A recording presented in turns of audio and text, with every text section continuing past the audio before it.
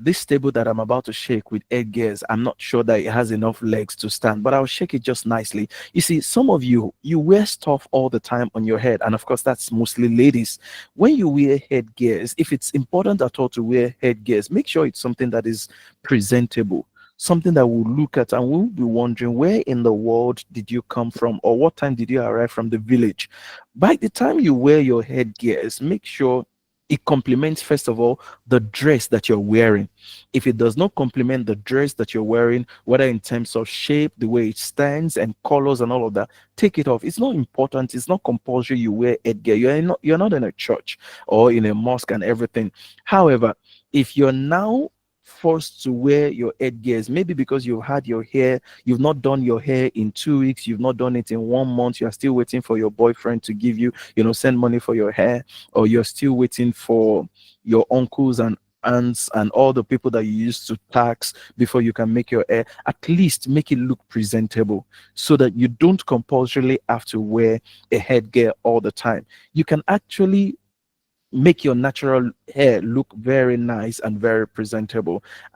My wife wears a natural hair most of the time, and she has a lot of hair, and it's natural mostly, and it's still looking presentable. There's a way you can pack it both way on sideways, maybe just two strands, shuku, or some just do something really nice, and trust me, it would be very presentable. That's one. However, let's come to those who like wearing, there are nice fascinators that you can wear.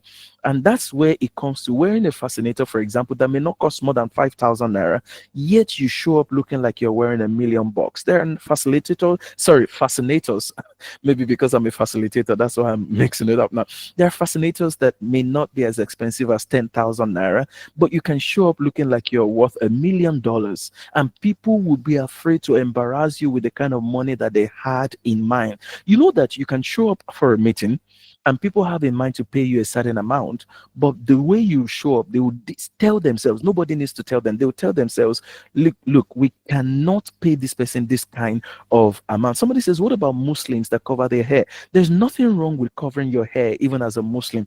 The most important thing for me is be neat. That's what I'm saying. Be classy.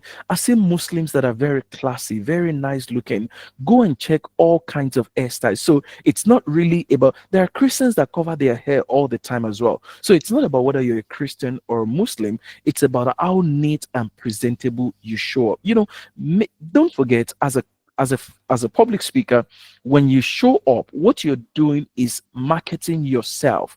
And because of what you look like, some people can decide to invite you or not invite you a second time. So sometimes you can speak well and we still choose not to invite you just because you don't look good or presentable. But if you look presentable, even if you speak rubbish, some people will invite you again. So it's very important, you know it's important to make sure that you're looking presentable. All right, so let's move on from the headgears